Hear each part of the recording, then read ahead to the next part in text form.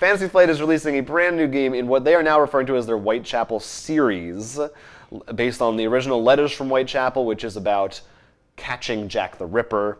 And they put out a thing about what this game is going to be like. It's a standalone product. Mm-hmm. And it sounds exactly the same as the original. There are a few differences. For one, this is for 2 to 4 players only.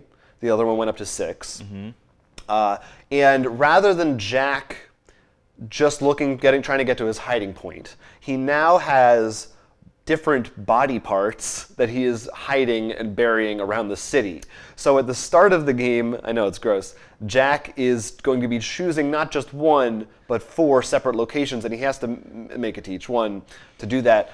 Other than that, I mean, you now have characters for the policemen or women who have special abilities, and there's some other modular things, but it sounds exactly the same. Yeah, this sounds like the Eldritch Horror of Arkham Horror kind of deal. I like the idea of having to go to 4 spots with the body, but I don't know for Whitechapel, because I don't know why he needs it. Like, I guess you can argue they have a compulsion or something.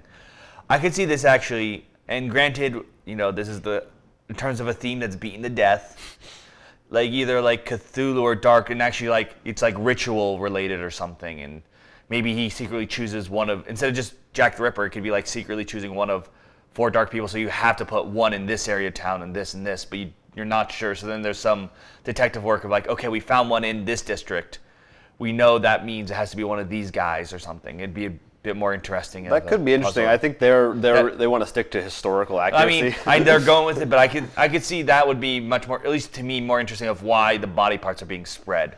Yeah, other than just he wants to hide them. Yeah. There is also an app that will be available with this game that is optional, but you can use it to help Jack the Ripper choose a spot, for instance. So it's really just a random... I'm sure it has other features, but that's one of the things that they talked about. And you also can mix it a little bit with the older game in that you can use some of those extra, those extra things that we never ended up using, where you can make one side stronger or weaker depending on how your games go. Stuff like that, which is cool. It does. I mean, you said Eldritch Horror, but I feel like Eldritch Horror was fairly different. No, it was different. I just was thinking of something in terms of that was like in the same universe, but really. But I agree. It does sound like a second edition of Whitechapel, but they are not advertising it that way. Right. Which is interesting. So I wonder if, because they just came out with that expansion, so they can't be abandoning that so quickly. I don't think so. And honestly, I mean, I'll need to play this one.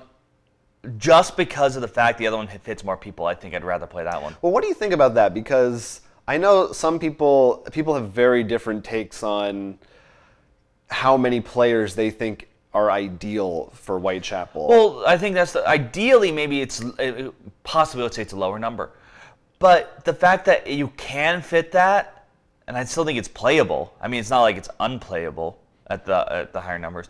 Just to have that option, so you're not like, all right, we have 5 people here at our game night. Well, Whitehall's off the board, Yeah, true. It's an option is usually better than not having an option. Right. Yeah. And if you really are against playing with more than 6, you just consider like, okay, we only want 4 for this game. I mean, you still have the option there. It's not like you can't play with 4 people. It could be their way of, a year from now, then they're going to come out with the 5 to 6 player expansion. Oh my god. Which is sort of what they did with Agricola, right? They kind of, when they repackaged it, it had a lower count. Which made a little more sense actually in Agricola because they could have a lower price point because there's a lot of components in that game. But I don't think you can say the same thing about Whitechapel. It doesn't have that much in it. So I don't know. This is Whitehall Mystery. If you're a big Whitechapel fan, you might want to try it, or you might not care. I mean, it could be really good. We don't know. If you enjoyed this video, it was just a snippet of our full-length podcast, which you can find on our YouTube channel every week. So please go ahead, like, and subscribe for more board game-related content coming at you in the future. And don't forget to check out rollforcrit.com, where we actually sell a lot of the games we talked about, as well as post news and all our other videos. Until then, I'm Will Keeler. I'm Jonathan Estes, and this is Roll for Crit.